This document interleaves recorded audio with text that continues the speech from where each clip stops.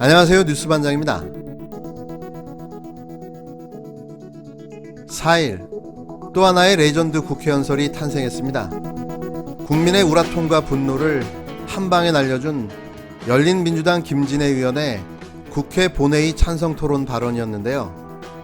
제가 하고 싶은 이야기, 아니 국민들이 하고 싶은 이야기를 속 시원하게 다 해주었습니다.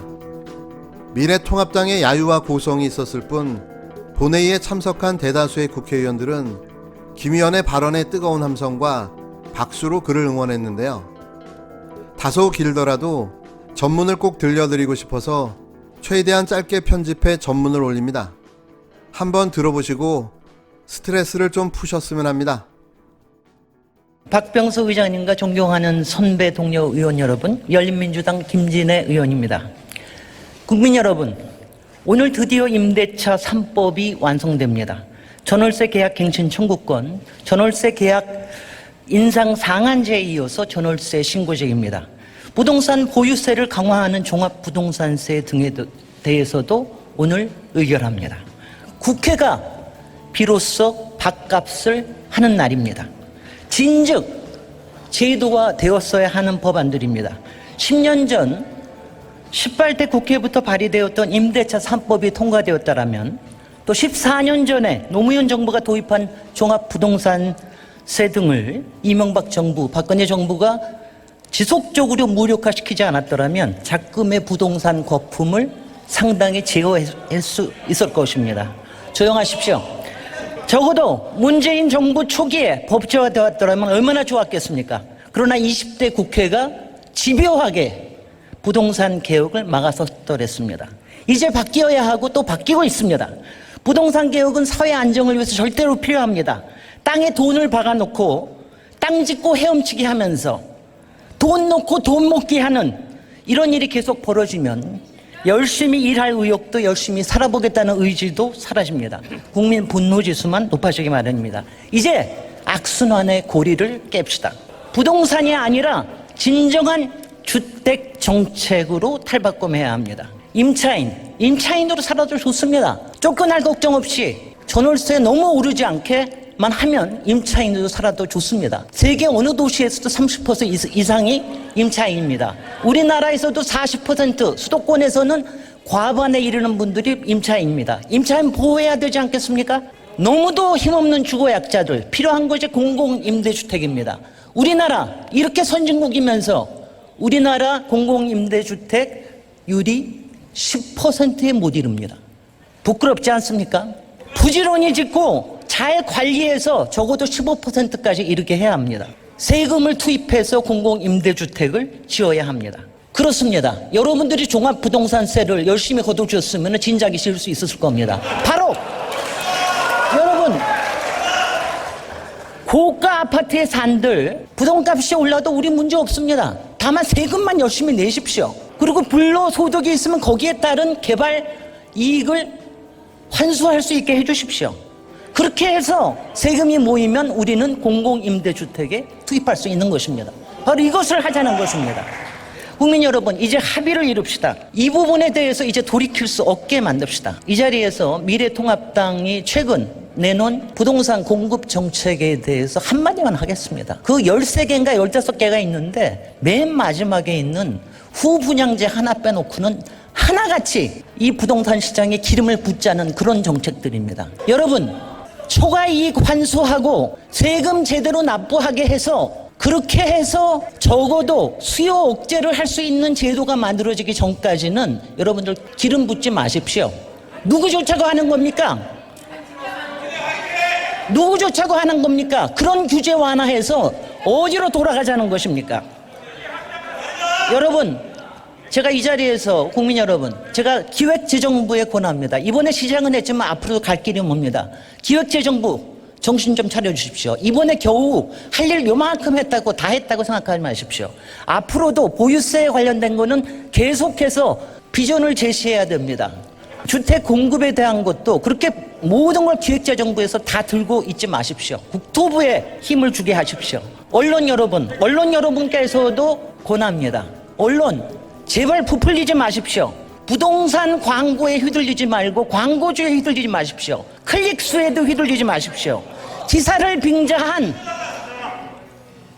빙자한 부동산 부풀리기 허용하지 마십시오. 국민 여러분, 이제 바른 사이클, 선한 사이클로 넘어가야 합니다. 이제 시작일 뿐입니다.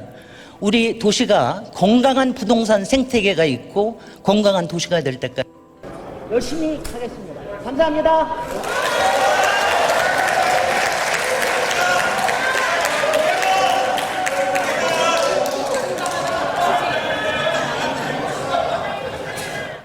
열린민주당 김진애 의원이 4일 국회 본회의 토론에서 오늘 드디어 임대차 3법이 완성된다라며 국회가 비로소 밥값을 하는 날이다. 진즉에 제도화됐어야 하는 법안들이라고 포문을 열었습니다. 김 의원은 이날 종합부동산세법 일부 개정 법률안에 대한 찬성 토론에서 공공임대주택을 확충하자면서 이같이 주장했는데요. 김 의원은 고가 아파트를 산들 부동산값이 올라도 우린 문제가 없다면서 다만 세금만 열심히 내십시오라고 말했습니다. 그러면서 불로소득이 있으면 거기에 따른 개발이익을 환수할 수 있도록 해주십시오라며 그렇게 해서 세금이 모이면 공공임대주택에 투입할 수 있을 것이다. 바로 이런 것을 하자는 것이라고 밝혔는데요. 그러면서 그는 국민 여러분, 이제 합의를 이룹시다. 이 부분에 대해 돌이킬 수 없도록 합시다라고 강하게 주장했습니다. 그러자 더불어민주당, 열린민주당 의원들이 크게 박수를 치며 환호했는데요. 이에 통합당은 여당이 부동산 시장을 안정화할 의향이 있는지 의문이다. 현 부동산 정책의 진짜 목표는 세금 걷기가 아니냐는 말을 했습니다. 21대 총선 투표에서 압도적 승리를 거두지 않았다면 어떻게 됐을까요? 생각만 해도 아찔합니다. 103석의 의석을 가지고도 저 난리를 피며 온갖 방해를 해대고 있는데요. 이번이야말로 하늘이 준 천금 같은 기회인 거죠. 과반 의석을 확보하고도 민생 입법들을 다 추진하고 처리하지 못한다면 과반 의석이 무슨 의미가 있겠습니까? 제대로 된 다수결에 민주주의의 힘을 보여주시기 바랍니다. 지금까지는 일을 잘하고 있습니다. 아주 좋습니다. 정말 좋습니다. 모든 행정력과 정책 수단을 동원해 투기 세력을 발본색원하겠습니다. 언제든 강력하고 추가적인 입법에 나서겠다는 점을 분명히 강조합니다. 국민들의 재산권에 심대한 제약을 미치는 그런 법안들임에도 불구하고 제대로 된 절차나 토론도 없이 오늘 일방적으로 밀어붙이는 그런 상황입니다. 거침없는 행보, 여기에 속도를 내고 있는 또 한 명의 진보 인사가 있죠. 대한민국 최고의 형법 전문가, 대한민국 교수 중 가장 많은 형법 관련 논문을 쓴 교수, 대한민국 법무부 장관이자 민정수석을 지낸 최고의 법률가. 그가 기레기와 가짜뉴스 유포자들을 향한 2차 고발을 시작했습니다. 조국 전 법무부 장관이 자신과 가족의 명예를 지키겠다며 법적 조처를 하겠다고 밝힌 지 약 보름 만에 언론사를 대상으로 한 반론보도, 손해배상을 청구한 데 이어 언론인, 일반인 고소까지 이어가며 반격의 속도를 내고 있는데요. 조 전 장관은 사안에 따라 민사상 손해배상은 물론 형사 고소를 통한 법적 제재를 받게 하겠다는 강경한 입장으로 고소전도 이어질 것으로 보여집니다. 4일 조 전 장관과 경찰에 따르면 조 전 장관은 현재 채널A와 TV조선 기자 김상현 국대떡볶이 대표를 상대로 허위사실 적시를 통한 명예훼손 혐의로 고소를 제기했는데요.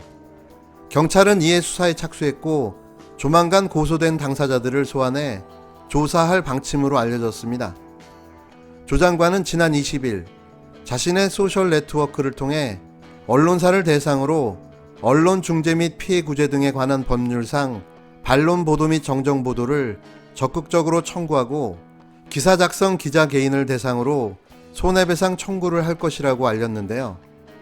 여기에 지난 2일에는 김 대표와 함께 허위 비방글을 올린 블로거, 유튜브 운영자들에 대한 고소인 조사를 마쳤다고 밝히는 등 개인에 대한 형사 고소전도 속도를 더하는 모습입니다. 조 전 장관이 속도를 더할수록 보수 야당의 반발도 거세지는 모습인데요. 미래통합당 송파병 당협위원장인 김근식 경남대 교수는 조 전 장관에 대해 좀스럽다고 비판했습니다. 김 교수는 본인이 야당 시절 보수 진영에 대한 비난과 조롱은 있고 공인이 돼 당한 비난과 조롱을 못 견디고 법적 조치를 하는 조로남불과 뒤끝 장렬을 강렬히 비판한다고 지적했는데요.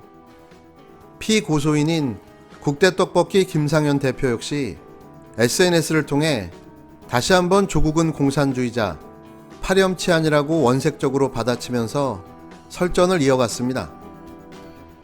이처럼 조 전 장관의 고소가 이어지면 이어질수록 이와 관련된 설전, 신경전은 더욱더 커질 것으로 보여지는데요.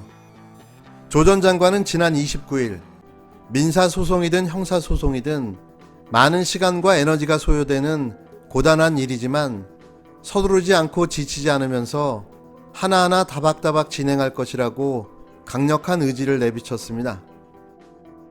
뭐 당연할 수밖에 없는 거죠.